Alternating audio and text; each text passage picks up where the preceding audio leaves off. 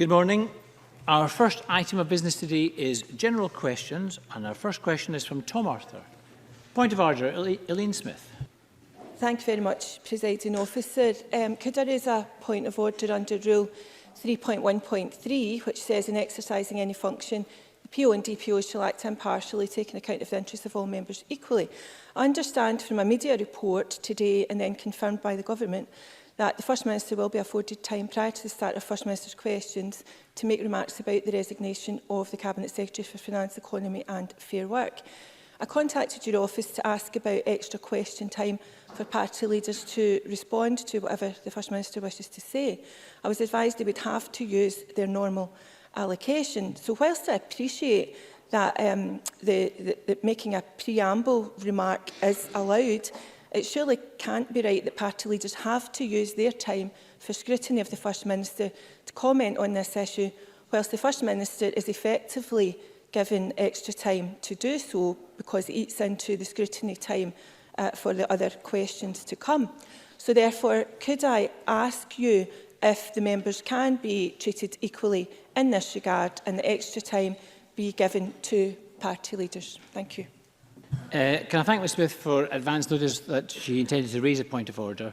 And just to reiterate, this is the normal procedure that we follow here. Particularly after we abandoned the process we had before where party leaders had to read out a diary question.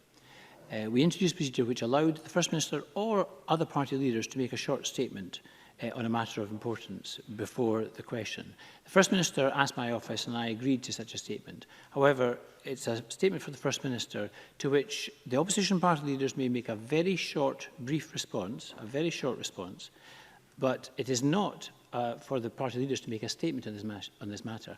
Now, as business manager, I would suggest that if you wish a statement and you wish parliamentary time to be voted to this, then it's up to you to make a proposal to the Bureau and we'll discuss making parliamentary time available.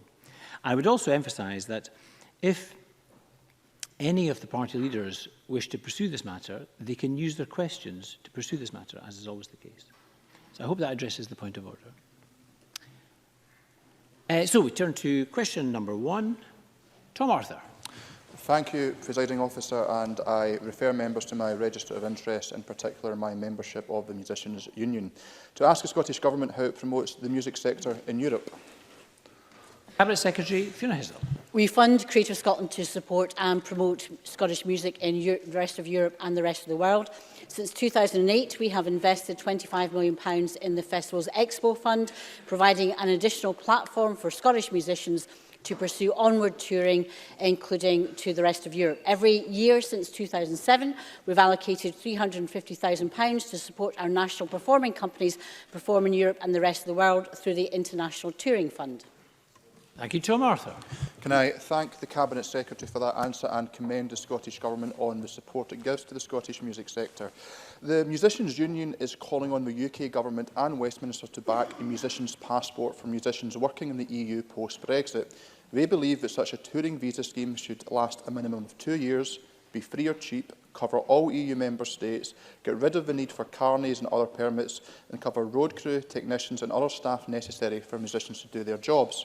As convener of the cross-party group in music, I will be writing to the UK Secretary of State for Digital Culture, Media and Sport, Nicky Morgan, to raise this matter directly. However, can I ask the Cabinet Secretary if the Scottish Government will support the calls of both the Musicians' Union and the cross-party group on music to support continued ease of movement for Scottish and UK musicians in Europe, and to raise this matter directly with the UK Government? Cabinet Secretary.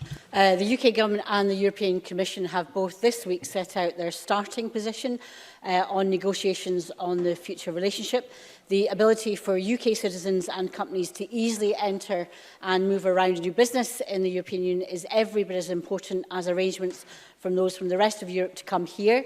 We will listen very carefully to the position of the Musicians' Union and others who have an interest. Of course, we launched our policy paper last week, Migration Helping Scotland Prosper, and it spoke of our desire to have an open, flexible agreement on mobility between the UK and the EU, and this is what we will pursue. I'll be very interested in the discussions that the Musicians Union have with the UK Government. And of course, there may be an opportunity for this idea from the Musicians Union for a touring visa to be raised at the forthcoming Festival Visa Summit that we're hosting soon with the UK, Welsh and the Northern Irish governments. And Rachel Hamilton. Thank you, Presiding Officer. Cabinet Secretary, the music sector is vitally important to promoting Scottish culture. However, I am concerned, as are Sir James Macmillan, Sally Beamish and Phil Cunningham and other leading music academics, about the impact of music tuition fees in school. There is potential for pupils to be squeezed out of music tuition, especially those from a deprived background, meaning a generation will miss out on representing Scotland on the music stage. Can I ask the Cabinet Secretary, will she realise this and ensure the upcoming budget better promotes music in our school, particularly for kids on free school meals? Cabinet Secretary.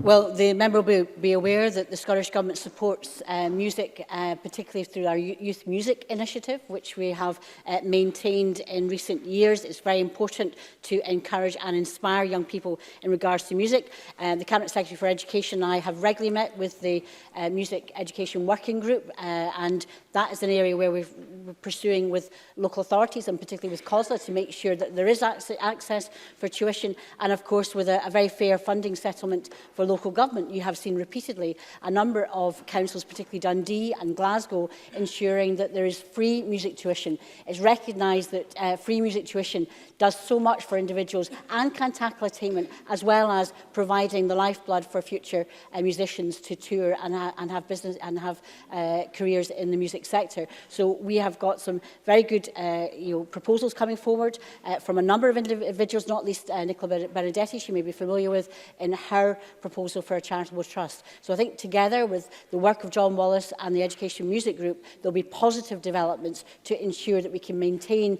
music tuition and to ensure particularly that youngsters from deprived areas, financially deprived areas, do have access. So I'm glad that we have cross-party support in that pursuit. Thank you. Question 2, David Torrance. Thank you, Presiding Officer. To ask the Scottish Government whether it will provide an update on the progress with the reinstatement of the Levenmouth rail link. Secretary Michael Matheson. Following my announcement in August 2019, Railtrack has been commissioned to design and construct the new Levenmouth passenger and freight railway. It's currently undertaking survey work to inform the option selection, which will determine the most appropriate scheme to reopen the Levenmouth branch. This will deliver new, fully accessible stations within Leven and Cameron Bridge. All partners involved in the delivery are committed to an opening as soon as possible. However, this is dependent upon a number of factors, including planning, which Fife Council is responsible for. David Torrance.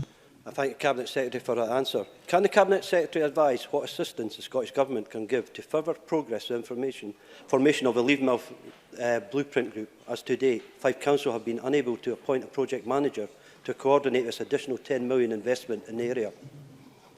Cabinet Secretary. Well, Presiding Officer, the member will be aware that we have provided £5 million towards the Levenmouth Blueprint Fund, which is to assist further developments around the reopening of the Levenmouth railway line, and I know that has been match funded by Fife Council, which is very welcome. I understand that they have been having difficulty in recruiting a programme manager to take this piece of work forward. They are due to re-advertise for the post. However, should they be unable to secure the right individual to take forward this particular element of the redevelopment of the Levenmouth line, then the leadership group, which involves a number of Scottish Government agencies, will look at other options that can assist in making further progress with this matter and to assist Fife Council making progress on the issue. There's actually a lot of interest in this question, but I can't take all the supplementaries. I'll just take Alexander Stewart.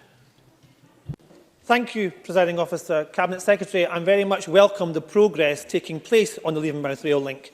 With projects of this nature, training opportunities are normally provided to members of the local community. Therefore, can I ask what assurances you can give that this will indeed take place with the Levenmouth rail link? Cabinet Secretary. Well, Presiding Officer, that's what the Levenmouth Blueprint Fund is for, to assist that type of work. And obviously Network Rail will be looking at how they can engage with a range of local businesses and companies around training provision within the area. But what we want to do is to make sure that in reopening the line is that there are wider benefits that the Fife community and the Levenmouth community can gain from this. That's exactly why this fund has actually been set up. Briefly, Jenny Gilruth. Presiding Officer. Given that work has now started to prepare the site, can the Cabinet Secretary facilitate a site visit for my colleague David Torrance and I to explore the progress thus far in securing the return of Levenmouth Railway? Cabinet Secretary. Presiding Officer, I'm more than happy to arrange for my officials to contact General Groot's office in order to facilitate a visit to the site. Thank you. Question 3, Daniel Johnson. To ask the Scottish Government whether Police Scotland has a policy of routinely fingerprinting dual nationals or British citizens born abroad. Cabinet Secretary Hamza Youssef. This is, of course, an operational matter for Police Scotland. However, they have advised me that they do not routinely fingerprint dual nationals or British citizens born abroad. Police Scotland's fingerprinting policy is set out in their fingerprinting standard operating procedure and sets out a number of reasons for a person's fingerprint to be lawfully taken, including voluntarily for elimination purposes, identification of deceased persons, and for immigration, employment and educational visas. Daniel Johnson. I thank the Cabinet Secretary for the answer, but I've been contacted by a very concerned constituent of mine, born in the Middle East, a naturalised British citizen who came into contact with the police due to an altercation with a neighbour. He was not arrested, was not questioned under caution, and was not charged, but had his fingerprints taken, and was told that was done so because he was born outside the UK. My correspondence with Police Scotland suggests they are routinely fingerprinting foreign-born and dual nationals, apparently on the pretext of Home Office requirements. But surely it is not right to be treated differently and fingerprinted because you are a naturalised rather than a British citizen by birth. So does the Cabinet Secretary share my concern about how such determinations will be made? And I would be grateful to undertake to examine this further. Cabinet Secretary. I'd be more than happy to meet with Daniel Johnson and to receive details of that specific constituency case that he refers to. It would be my understanding when it comes to Police Scotland and when it comes to Operation Nexus, it was set up, as he probably knows, by Home Office Immigration and Enforcement and the Metropolitan Police with the intention of improving the management of foreign national offenders. That can also be in the case where a complaint has been made, and I don't know if that is the case in this specific case, but a complaint has been made, then a fingerprint can be taken within that framework, whether somebody is a foreign national or indeed a dual national. But if he believes, as he's suggesting, that this is being done for any other purpose or being routinely done, then of course I'm more than happy to investigate that, and perhaps I can meet with Daniel Johnson to understand the specifics of the case that he mentions. Thank you very much. Question 4, Gillian Martin. Thank you, Presiding Officer. To ask the Scottish Government how it plans to improve the rates of testing for cervical cancer. Minister Joe Fitzpatrick. We know that screening remains the best way to detect cervical cancer early and help reduce health inequalities in cancer outcomes. Regular smear tests, along with having the HPV vaccine, are vital in the fight against cervical cancer, and we strongly recommend everyone who is eligible to take up their screening invite. From spring 2020, HPV testing will be introduced into the Scottish Cervical Screening Programme. HPV testing is a more sensitive and effective test for identifying women at risk of cervical cancer. It will help ensure any cell changes are identified and treated earlier. Combined with the success of the HPV vaccine for both girls and now boys, and the implementation of HPV primary testing, we hope that cervical cancer can be eliminated in Scotland. Gillian Martin.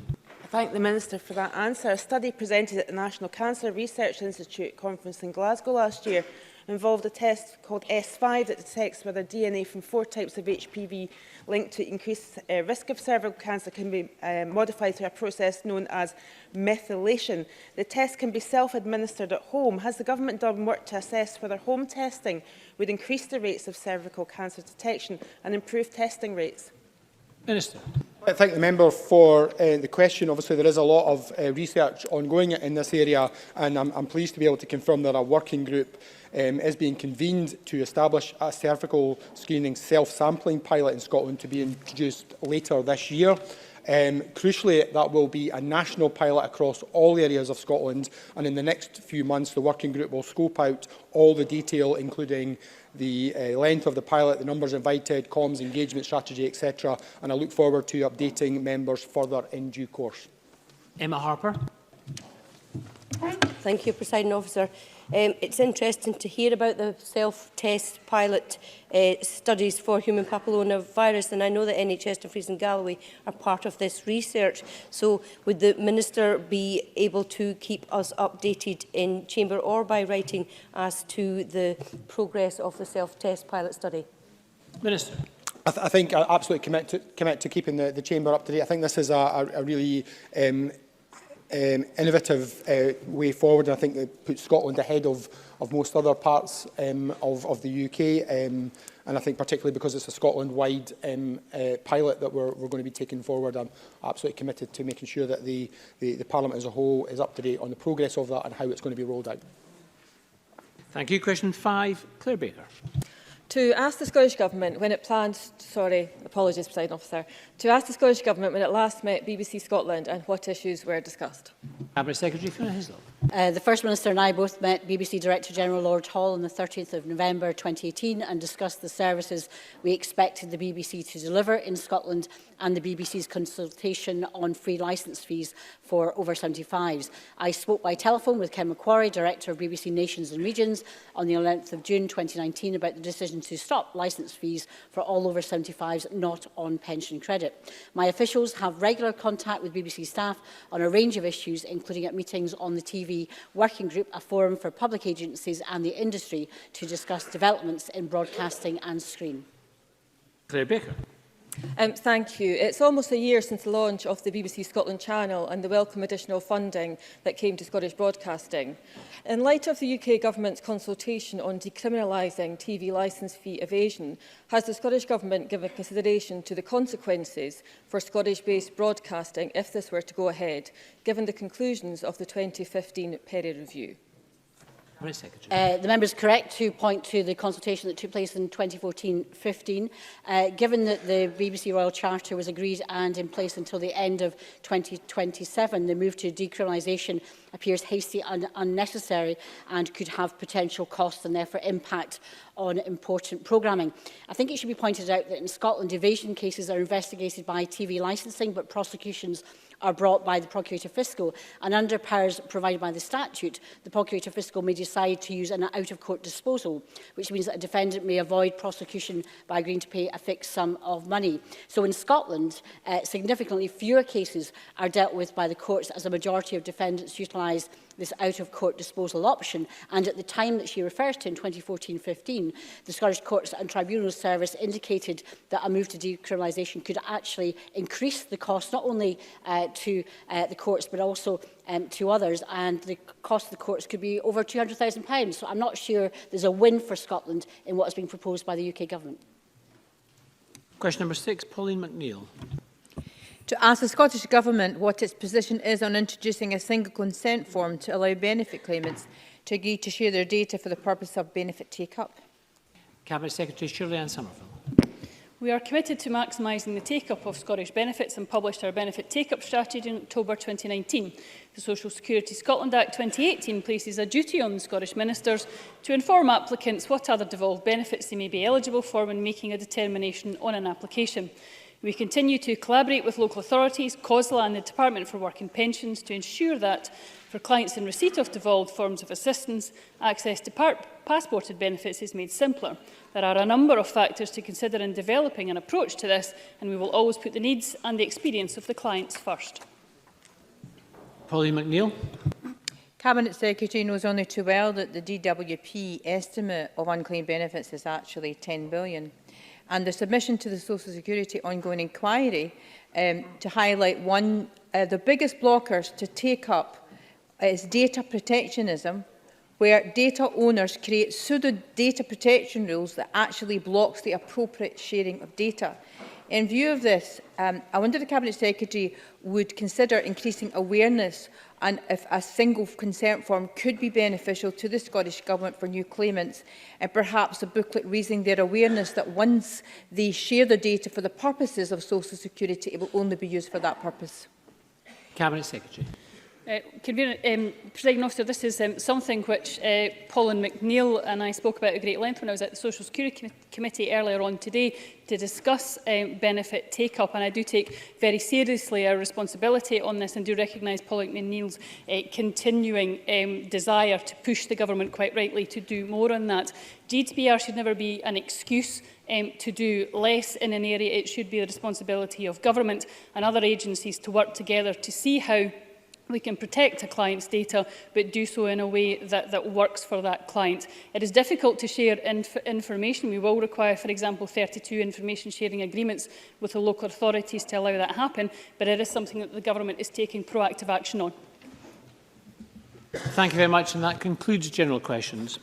We're going to turn now to First Minister's questions, but before I call the first question from Jackson Carlaw, the First Minister would like to make a brief statement. First Minister. Presiding Officer, before I take questions, I'm grateful for the opportunity to make a very short statement. Members will be aware that I have accepted the resignation of Derek Mackay as Finance Secretary. Derek Mackay has apologised unreservedly for his conduct and recognised, as I do, that it was unacceptable and falls seriously below the standard required of a minister. I can also advise that he has this morning been suspended from both the SNP and our parliamentary group pending further investigation. However, I also wanted to formally confirm to Parliament that the Government will proceed as planned with the Scottish Budget this afternoon. It will be delivered by the Minister for Public Finance, Kate Forbes, and will set out our plans to sustainably grow our economy, support our public services and step up action to tackle the climate emergency. All of that, Presiding Officer, continues to be the very clear focus of the Scottish Government. Thank you, First Minister. We turn now to the first question. Jackson Carlaw. Thank you, Presiding Officer. I had fully intended to ask questions on other matters this morning, but the First Minister's short statement does require questions by way of follow-up. First Minister, given the evidence of the texts now in the public domain, what does the First Minister believe the behaviour of her former Finance Secretary does for the reputation of her government, this Parliament and Scottish politics generally? First Minister. Well, I think the conduct is unacceptable and I will not make any attempt to say otherwise or to minimise in any way the seriousness of that. Based on what I knew about this last night, it was clear to me then that Derek Mackay's conduct fell far short of what is expected of a minister. Indeed, he offered his resignation to me and I accepted it was not an option for him to remain in government. This morning, of course, I have read the full transcript that was published in The Sun, and it is on that basis that he has also been suspended from both the SNP and the Parliamentary group pending further investigation. I think having taken that action, which I think is appropriate in the circumstances, it is now not just reasonable but important to allow that further investigation and consideration to take place without me pre-empting that, and I hope members will accept that course of action. Jackson Carlaw. As Mr Mackay has 26,000 followers on Twitter alone, many parents will be concerned over what assurances the First Minister has received that this is the only example of his unacceptable behaviour, and whether she believes any assurances received are credible. And given that the victim in all of this is a 16-year-old boy, and I've heard no mention of his welfare, what contact has either the SNP or the First Minister's office had, or will they be having, with him and or his family at any point, and what support has been offered? First Minister. Well, can I say very clearly, I am not aware of any further allegations or any conduct of a similar nature, but I should stress I was not aware of this until last evening. And I very much hope that Jackson Carlaw will accept that. I very much want to make clear, and I hope members would accept this of my view without me saying it, but I think it is important that I do say it, that I do not condone in any way, shape or form conduct of this nature, and I think all politicians have to reflect on the need for us to say that when it is our opponents that are accused of such behaviour, and also when it is people on our own side, in our own parties, and I think all of us have to be consistent in that, and I will always strive to be. Of course, there is the issue raised by these particular allegations and what is published in the newspaper this morning of the welfare of a 16-year-old boy. I am not aware of the identity or the contact details of the family. If the family or the individual concerned wanted to speak to me, I would of course be happy to do that, and that is my position. But I really hope that members across this chamber, all parties, have faced difficult allegations about members of their own parties in recent times, and all of us have to, I think, be prepared to apply high standards when these allegations are about colleagues of our own, and make sure that the conduct and the action, rather, that we are demanding of our opponents is action that we apply ourselves. And that's what I will strive to do here. But whatever questions are posed to me today, there will be no sense in which I seek to minimise the serious nature of what we are discussing. Jackson Carroll. That to be confirmation that neither the Scottish Government nor the SNP has had any independent contact with this young man or his family at all. Inasmuch as the identity is not known, so that would therefore not be possible. The First Minister has previously said in Chamber that the internet can often be an unsafe place for young people. All MSPs can play our part in our communities in raising awareness and helping to educate parents about the steps that they can take to keep their children safe online. The Parliament has taken issues of exploitation incredibly seriously. And I have to ask the First Minister, can the reputation of Scottish politics and this Parliament be maintained with the full confidence of the public or even his constituents if Mr Mackay remains as a member? First Minister. Well, clearly there are issues that Derek Mackay will require to reflect on. I am responsible for the actions I take, clearly, firstly as First Minister in terms of the Ministerial Code. Based on what I knew last night, as I've already said, it was clear to me that Derek Mackay remaining in government was simply not an option. And in any event, I should be very clear, he offered his resignation because he clearly recognised that as well. Having seen the fuller detail this morning of what appeared in the newspaper, further action has been taken in terms of his membership of the SNP and the Parliamentary group. There is a point, no matter how upset and shocked all of us are when faced with situations like this, there is also the need for due process, and therefore he has been suspended pending further investigation. And I do believe it is right and proper to allow that to happen before I in any way preempt what the outcome of that will be. But clearly there are very serious matters for me as First Minister to have had to deal with and contend with and respond to over the last number of hours, and there will be matters that Derek Mackay himself, I'm sure, is reflecting on and will continue to have to reflect on. Jackson Carroll. First Minister, I appreciate the difficulty, but the NSPCC definition on grooming is as follows. Grooming is when someone builds a relationship, trust and emotional connection with a young person so they can manipulate, exploit or abuse them. Young people can be groomed online by someone who has targeted them. This could be a dominant and persistent figure through the use of social media networks, text messages and apps like WhatsApp. And whether online in person, groomers can use tactics like taking them on trips or outings or holidays. The young people may not understand they've been groomed. They may have complicated feelings like loyalty and admiration. That is the NSPCC definition on grooming. I understand the First Minister wants to defer to an investigation, but the full content of the text exchanges between Mr Mackay and this young man are available online today. How difficult is it not to reconcile his conduct with really the very worst connotation? First Minister. I'm not sure if Jackson Carlow has been paying proper and close attention to my answers. I am in no way minimising the seriousness of what we are discussing today. It is not the case that I am deferring to an investigation before action has been taken. Derek Mackay is no longer a member of my government. He is suspended from my party. He is currently suspended from my parliamentary group. So in the action that has been taken already, I think it should be obvious to everybody how seriously my government and my party treat this matter. But in terms of further action, for anybody in any circumstances where others have to consider future action, there is a degree of due process that has to be gone through. That would be the case for a member of Mr Carlow's party, just as it is for mine. But in the action that has already been taken, I don't think anybody can reasonably doubt the seriousness with which I treat this matter and will continue to treat this matter. Thank you. Question number 2, Richard Leonard. Presiding Officer, Derek Mackay this morning described his own behaviour as foolish. But Derek Mackay's actions towards a schoolboy are beyond foolish. They are an abuse of power. They are nothing short of predatory. So this is serious.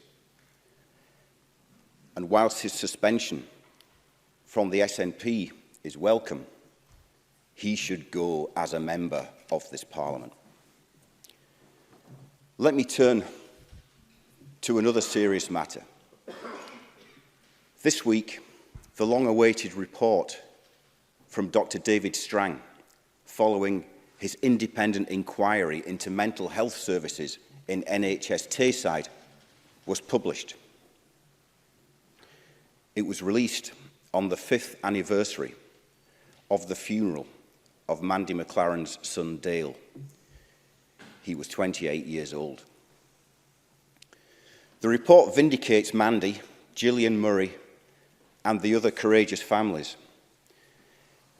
It shows that time and time again, NHS Tayside ignored their concerns and were defensive and dismissive in their dealings with them. So will the First Minister today apologise to Mandy McLaren, Gillian Murray and the other families?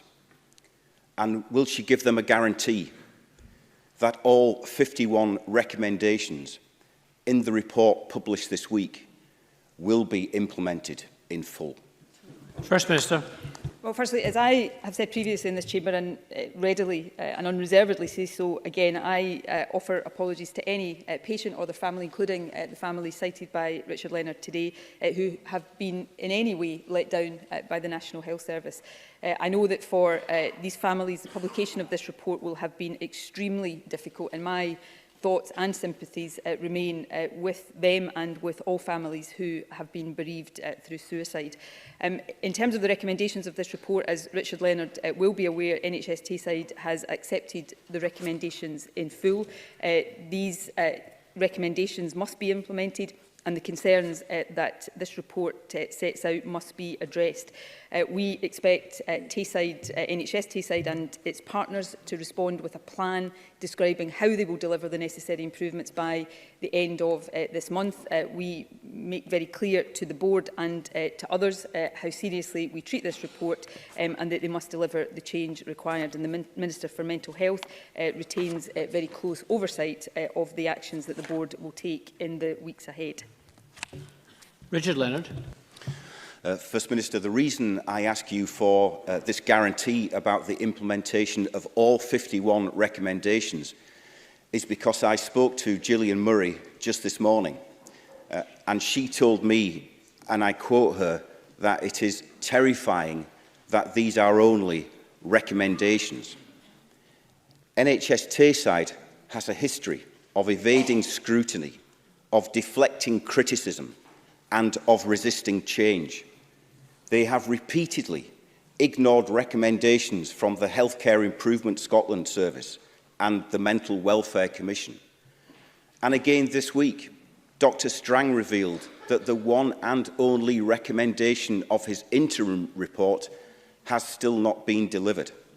First Minister, when I raised this with you last October, you said, "I expect NHS Tayside to take account of the recommendations that David Strang has made thus far." But they haven't. So what confidence can the families have today that anything will be any different this time round? First Minister. Well, we will continue to work with the Health Board and make very clear that expectation. I know that the Minister for Mental Health is willing to make a statement and keen to make a statement on this particular issue after next week's parliamentary recess. We have also, the government has asked Dr. David Strang to do an update of his report after a period of time to make sure that those recommendations are being implemented, and we expect that that happens. We will expect expect the full detailed plan from NHS Tayside and its partners by the end of this month, setting out exactly how that will happen, and that then, of course, allows those actions to be held fully to account. So I absolutely understand the understandable desire of the families to know how these matters have been taken forward, and the Minister for Mental Health will keep Parliament updated as these actions proceed. Richard Leonard. Presiding Officer, we must listen to the families. David Strang's report is entitled Trust and Respect. The families have told us that they have no respect for or trust in the Health Board to deliver on the recommendations made in this report. They are angry that nothing will change. We know that these families have shown immense courage. First Minister, now is the time for you to repay that courage. So will you commit today to give real teeth to Healthcare Improvement Scotland, to the Mental Welfare Commission and to fatal accident inquiries, so that their recommendations are enforceable? And will you today instruct your Cabinet Secretary to re-escalate NHS Tayside's mental health services to level 5, so that your government steps in to drive the transformation of mental health services in Tayside? First Minister, will you do the right thing? Will you put patients first, so that no other families have to suffer in the way that these families have suffered? First Minister. Well, the Government will continue to take the action that is already underway and I think is appropriate, and we will consider all suggestions. The bodies that Richard Leonard cites, in my view, do have, to use his term, teeth, but we will always be open to suggestions for how the powers they have can be strengthened. The Health Secretary has already met with some of the families and continues to be very willing to engage with them and to keep them updated as this work continues. We will continue to monitor the progress of NHS Tayside through the continuation of the Tayside Oversight Group, which is an important part of the picture here. And as I said, the Mental Health Minister will keep Parliament updated, and we have asked, proactively asked Dr David Strang to review this after a year and to provide an update on the progress that has been made. So this is a matter that the Government will continue to be very closely involved in, with direct oversight from the Minister for Mental Health, who, as I said, is very keen to make a statement to Parliament after the recess, when members across the Chamber will have the opportunity to consider these issues in even more detail. Thank you very much. I have a number of supplementary questions.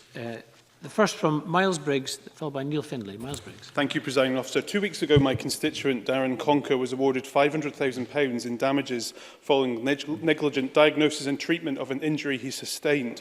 The First Minister will recognise Mr Conker's name, as he highlighted his concerns over his treatment to her as far back as 2007, at the time she was Health Secretary. Can I ask why his concerns were not investigated? And given the circumstances surrounding the case, will the First Minister today agree to an independent review?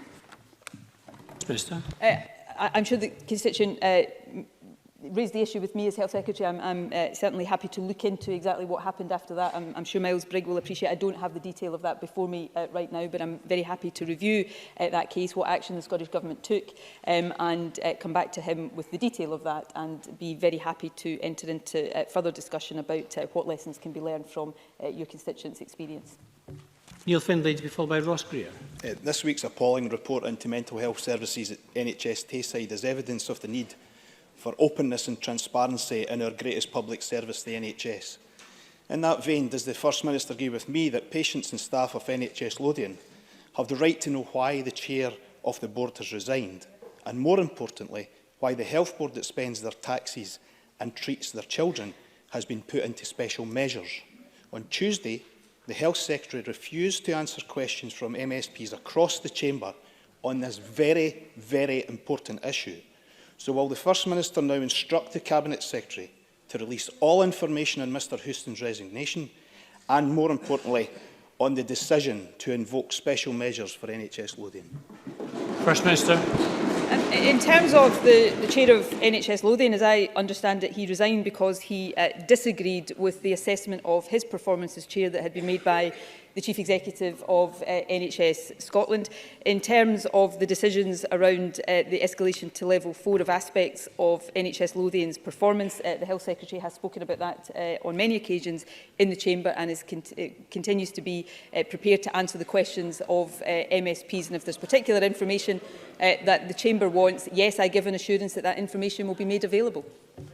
Ross Greer to be followed by Beatrice Wishart.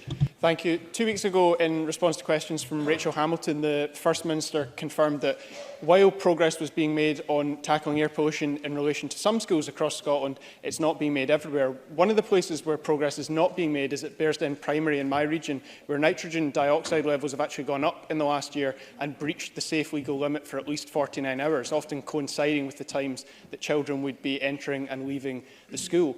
One of the potential solutions to air pollution that the First Minister mentioned 2 weeks ago was a low emission zone. Would she therefore agree with me that Eastern Bartonshire Council should consider implementing a low emission zone at Bearsden Cross as soon as possible? Minister.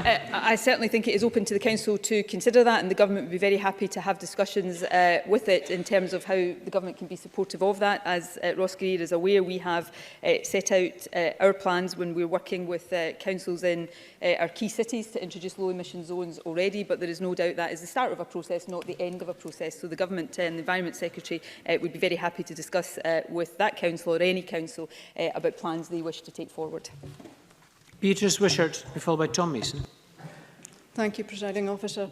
It's been 7 years since 4 people died in a helicopter crash approaching Sunbury Airport. 7 years without a fatal accident inquiry. The families need to know what happened to their loved ones. Lessons can't be learned, people's recollections fade, and all the while people in Shetland and those working in the oil and gas industry in the North Sea are anxious. At a preliminary hearing, Sheriff Principal Derek Powell condemned the Crown Office for the delay and said that the wait for families should be, quote, deplored. Will the First Minister apologise? And isn't this further evidence that the Crown Office is completely incapable of handling fatal accident inquiries and that they should be removed from its responsibilities? First Minister. Well, can I start by conveying my thoughts and sympathies to the families concerned. I know how difficult the last 7 years will have been for them, and I don't think anybody can say anything, I certainly can't say anything that detracts from the suffering that they have had.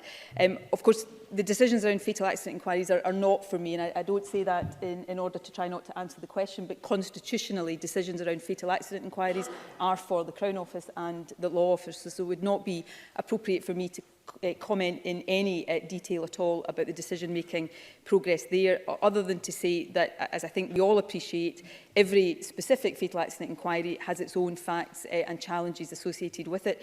I am sure that the Lord Advocate will take very careful note of what the Sheriff Principal has said in this case and is fully aware of the impact on victims of any delays within the justice system. I know that the Lord Advocate is committed to ensuring that everything possible that can be done is done to ensure the completion of these very complex investigations as quickly as possible, and I'm sure he'd be very happy to correspond or discuss the matter further with the member on behalf of our constituents. Tom Mason. Thank you, Presiding Officer. The new Forester Hill Cancer Centre and Family Hospital in Aberdeen are now more than 60 million over budget. With the Cancer Centre delayed 1 year and the Family Hospital replacing the city's maternity unit delayed 2 years. The overall cost of the work has increased by more than 40% on original estimates. Does the First Minister think that these delays and spiralling costs are acceptable? Or does she regret that the huge problems uncovered in new hospitals in Glasgow and Edinburgh have caused my constituents to lose out on these vital facilities for a significant period of time? First Minister. Well, of course, it's because of this Government's investment in our health service that new facilities like this will go ahead. We have made sure that there has been close review of the cost in this particular project, and I'm sure the Health Secretary would be happy to write to the member with further detail of that. But we are committed to the completion and the delivery of new health facilities for the benefit of patients in the member's constituency and in other parts of Scotland as well. Thank you. Question number 3, Alison Johnson. I am in no doubt that Derek Mackay's behaviour is appalling, and I appreciate that the First Minister does not yet know who this young man is, but it is essential that he and his family receive all the support they need. Behind this week's stats showing more people waiting longer at A&E are stories that show the human impact that this is having on patients, doctors and staff. On Tuesday, we heard from a junior doctor about her experience working a night in a Scottish emergency department. She said, staff shortages. Me and just 3 junior colleagues. We can do busy, but when the department is so full. There are no beds for any of these patients, and I can't help but think I'm not giving patients the care they need. It's not safe. The fact of the matter is that we're short of beds in hospitals, we're short of social care packages, community services and GP appointments. Despite the heroic efforts of those working in our NHS, the system as a whole isn't working, is it, First Minister? First Minister. No, I don't agree with that. I absolutely recognise the intense pressures on our National Health Service, and as the Royal College of Emergency Medicine has rightly said, this is a whole systems challenge, and we must bring to bear on that whole system solutions, which is entirely what the Scottish Government is working with health boards to do. We are investing in our National Health Service, as will be seen again this afternoon in the budget, to the maximum of our ability to do so. I know Alison Johnson will agree with me and recognise, as I do, the impact on the National Health Service of 10 years of austerity that has not been the choice of this government or this Parliament. But we continue to make sure there is record investment. We continue to make sure there are record numbers of staff working in our health service, including accident and emergency consultants and other staff who support the jobs that they do, and they do an absolutely outstanding job. The pressures in our health service are understood. The reasons for them are understood, partly the changing demographics of our population. But it is worth noting that in the year to December 2019, the number of patients seen within 4 hours was actually, I think, at the highest level than in any year since 2012. More than 1.5 million patients treated within 4 hours. And while waiting times against our 4-hour target are not where this government wants them to be, and we are working with health boards to improve on them significantly, the context of this is important, and comparatively, if we look at our waiting times for the month of December, for example, which were above 80% against 4 hours compared to under 70% elsewhere in the UK, yes, we have to do better, but because of the efforts and the investment of the staff and of this government, we continue to make sure that we see and will see an improving picture in our accident and emergency departments. Alison Johnson. NHS staff do indeed do an incredible job, but my concern is the impact the strain is having on them. In 2011, former Health Secretary Nicola Sturgeon published her 2020 vision that pledged to deliver healthcare at home and in communities. Well, 2020 has arrived, and instead, A&E departments are busier than ever because people can't get GP appointments. The community health facilities we need simply aren't sufficient. Delayed discharge is as bad as it's ever been, as people wait for the social care packages they need to enable them to leave hospital. So instead of being treated at home, we have a health system that leaves people with no option but to go to hospital and then prevents them from leaving. Yet again, another gap between the Scottish Government's rhetoric and its action. Can the First Minister see that her 2020 vision has failed? First Minister. No, I don't agree with that. There are more people being treated in the community than ever before. There are more procedures and operations done on a day case basis, for example, than ever before. And of course that has an impact on the judgments health boards make about numbers of inpatient beds that are required. But we have rising demand for our health service. That's not just the case in Scotland, that is the case across the UK and many other countries as well. Of course, the other thing that has changed since 2011 is the decade of austerity that has been imposed on our budget and, by extension, the health service. So we will continue with the investment in our NHS, and we will see further evidence of that this afternoon. We will continue to support record numbers of staff, but we will continue the hard work of reform to make sure that more people, where appropriate, are treated in the community, and our inpatient services are there for those who need those services, and that is done done in the most effective way possible, which is why, for example, we are creating new elective care centres. So this is challenging in the climate both of a changing demography and constrained resources. Nobody suggests otherwise. That's not just the case in Scotland, and while there are big challenges that I and the Health Secretary take responsibility for here in Scotland, comparatively I think our health service deserves a great deal of credit for dealing with and facing up to these challenges much better than we see in health services in many other parts of the world. Some further supplementaries. The first from Gail Ross, followed by Alex Cole-Hamilton. Thank you, Presiding Officer. A policy paper from Professor David Bell says that post-Brexit, fish exports from the UK are likely to face a mixture of tariffs and regulation that will inevitably add to their costs, making them less competitive. The report highlights the strong bargaining chip held by the EU in negotiations over fishing, as continental markets are the principal destination both for fish caught by UK boats and for farmed fish. Does the First Minister have any confidence that the Tory party can keep the promises made to Scotland's fishermen? First Minister.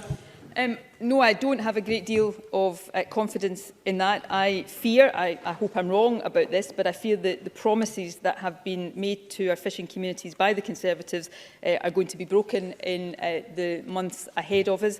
It is important, of course, that we support our fishermen in terms of their ability to catch fish in Scottish waters, but it's also really important that we protect the export markets so that those fish can be sold into those markets, and of course that we retain the ability to attract labour to our country so that the fish can be processed as well. So we will continue to stand up in this government for our fishing industry, and we will continue to do all we can to protect our fishing industry from yet another round of broken promises by Conservative governments.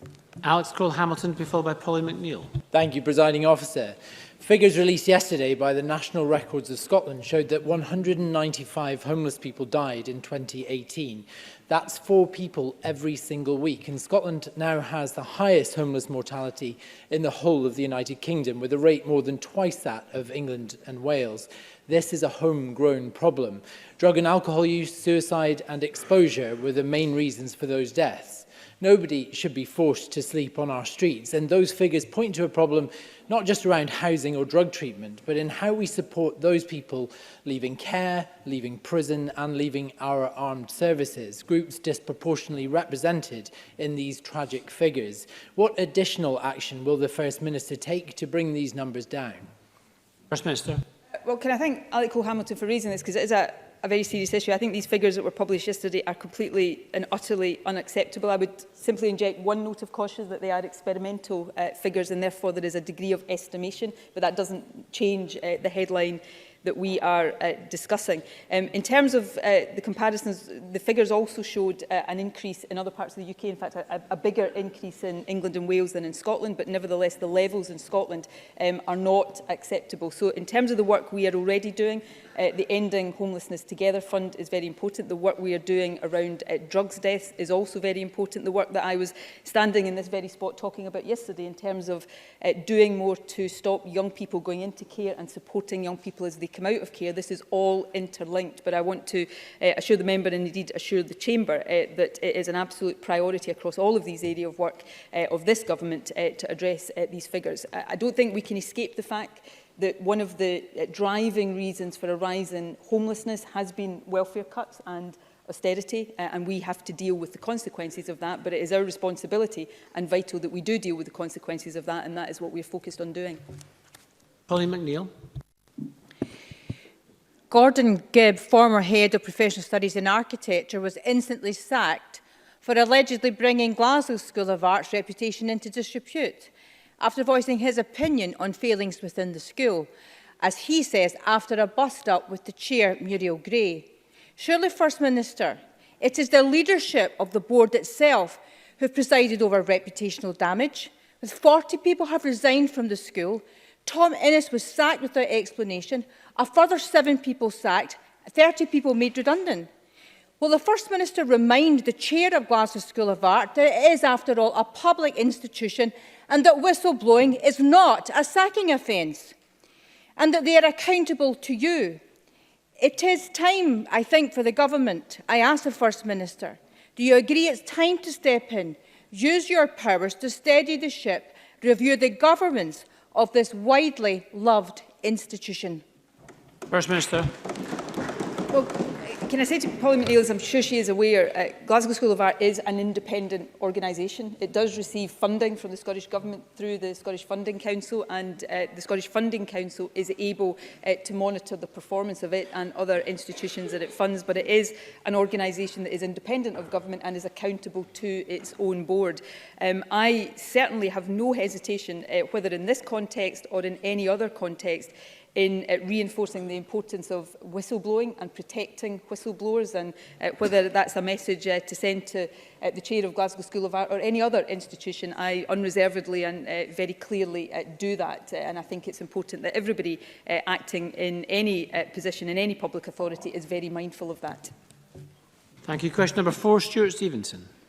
The First Minister, in the light of the Prime Minister's statement that the UK will refuse to maintain close alignment with EU rules, whether the Scottish Government will remain aligned with EU environmental standards. First Minister. Yes, we will do that. We have already made clear our intention to maintain or exceed environmental standards after EU exit. As announced in the programme for government, we will introduce a continuity bill that will include provisions to allow Scottish legislation to keep pace with EU law, and will bring forward plans for effective and proportionate environmental governance. We don't accept the concept of weakening or reducing levels of environmental protection as a means to encourage trade or investment. Like his predecessor, the Prime Minister has set out a negotiating position without any consultation with the devolved governments that offers no guarantees on environmental standards and would take us out of the European single market and severely hit our economy, jobs and living standards. Stuart Stevenson. Does the First Minister regret the failure by the Prime Minister to recognise that divergence from shared policies that have delivered benefits to workers, the environment and other policy areas will, far from creating opportunities, will cost jobs, and that it's in the interests of Scotland to remain aligned with pan-national rules on such matters? First Minister. Yes, I very strongly agree with Stuart Stevenson on this issue. I think whenever we hear UK Government ministers talk about the ability to diverge, we have to ask ourselves what the purpose of that divergence would be. And the purpose would be to allow a race to the bottom, whether that is on environmental protection, consumer protections or workers' rights. And I think that is absolutely the wrong direction of travel. EU membership, in my view, while the EU is not perfect, EU membership has been good for Scotland. It has helped to ensure that we have high environmental standards, significant consumer protection and protection for workers, and these apply consistently to all member states. A level playing field in law based on existing EU standards will provide certainty and continuity for our economy and businesses, and it will help our progress to a net zero economy. So I'm determined that Scotland will remain aligned with our European partners on devolved matters. We will not accept any regression of protections, and I still hope we will see that same approach taken across the UK. Maurice Golden. The SNP are set to miss a range of environmental targets this year, from biodiversity and active travel to recycling and low-carbon vehicles. Why? The SNP, the Scottish Government is a world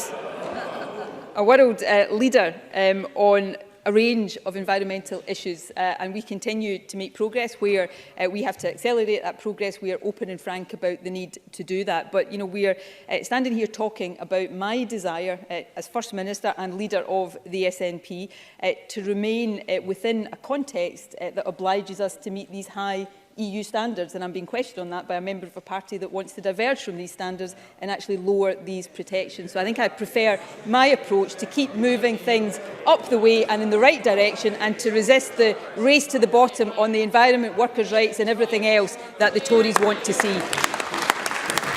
Claudia Beamish. Thank you, Presiding Officer. Can I ask the First Minister, when will interim measures be put in place to replicate the oversight and enforcement roles of the European Commission and the Court of Justice on environmental issues such as air pollution, to properly protect Scotland's future of our people and of nature? First Minister. We will announce those proposals very soon. The Cabinet discussed this issue in detail and looked at our final proposals on this this week at our regular Cabinet meeting, and we'll outline the direction we intend to take as soon as possible, and I'm sure the Environment Secretary will confirm the precise date of that shortly. Number 5, Brian Whittle. Thank you, Presiding Officer. To ask the First Minister what action the Scottish Government is taking to support young people dealing with mental health issues. First Minister.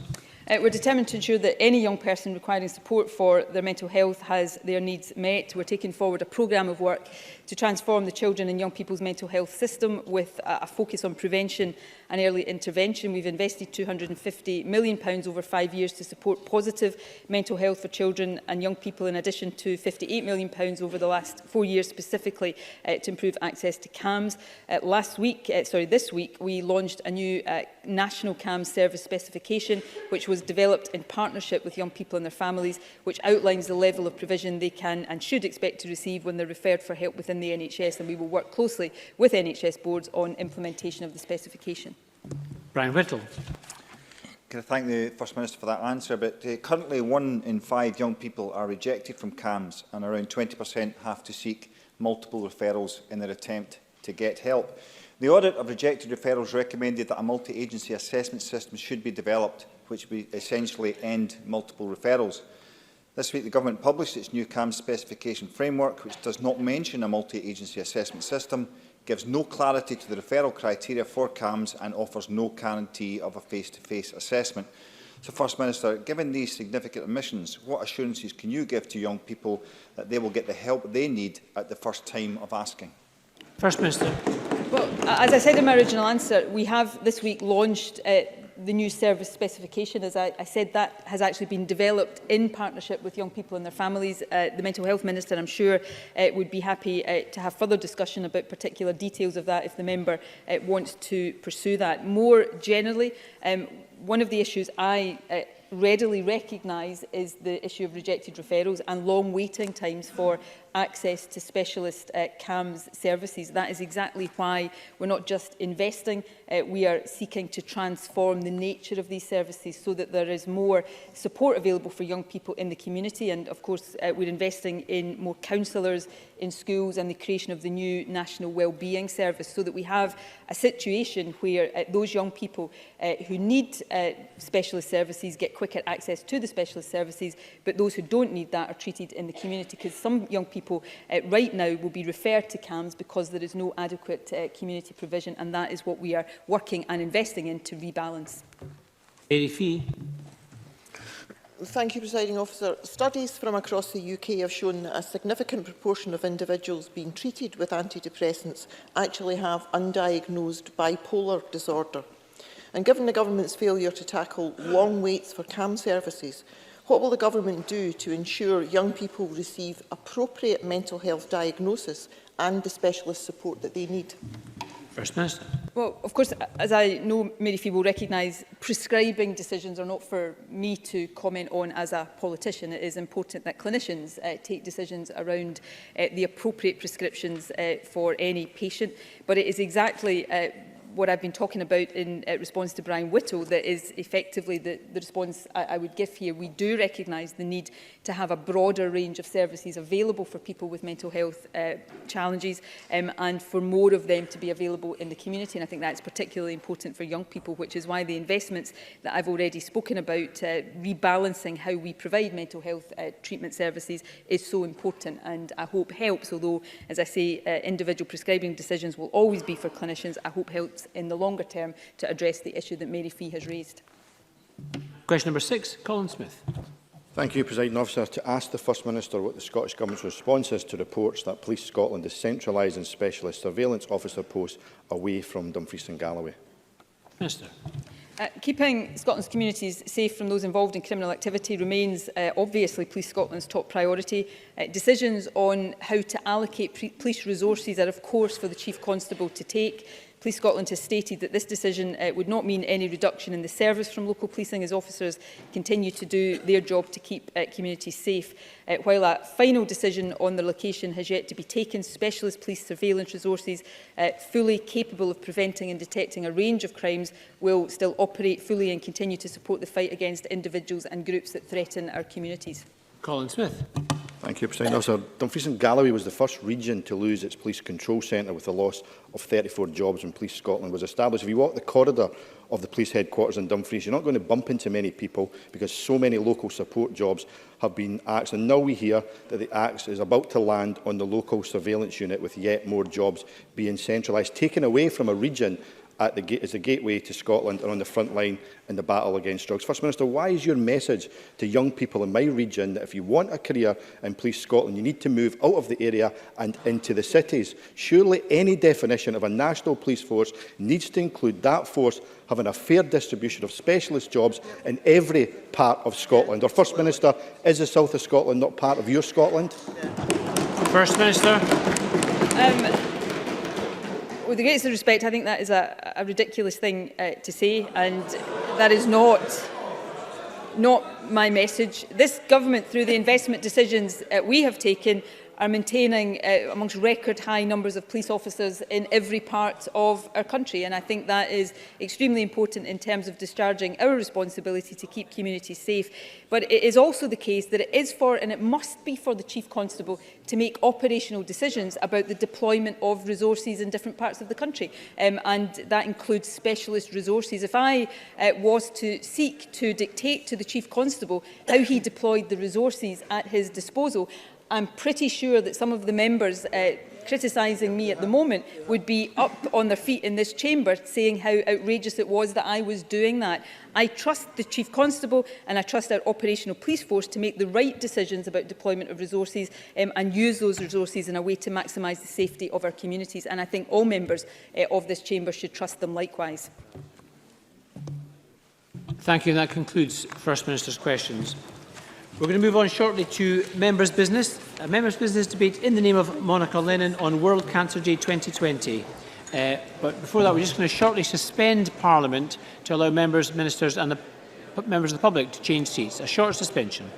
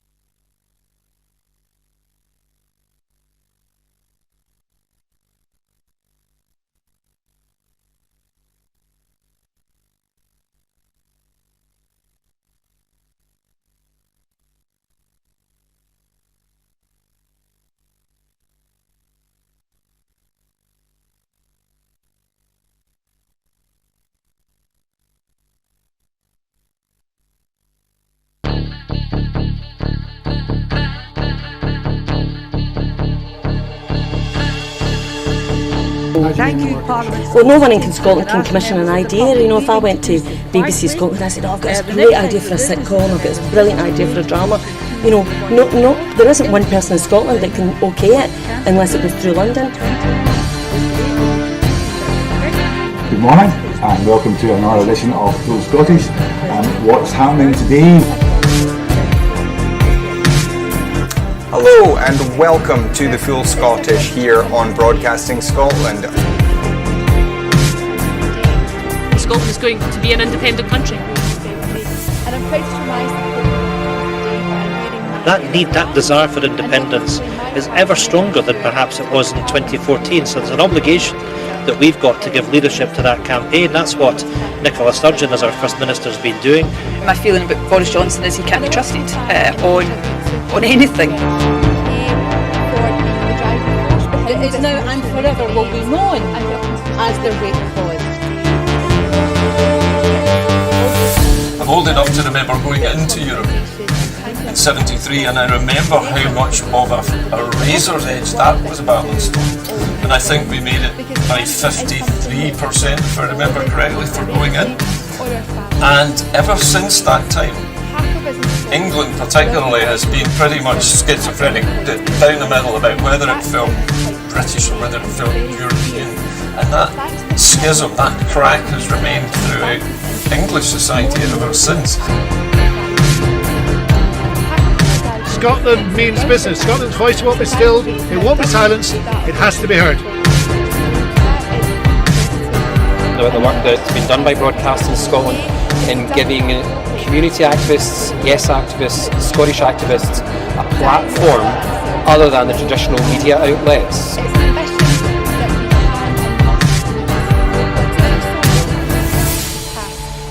As Macmillan has pointed out, the number of people living with cancer is increasing, already up 15% from 2015.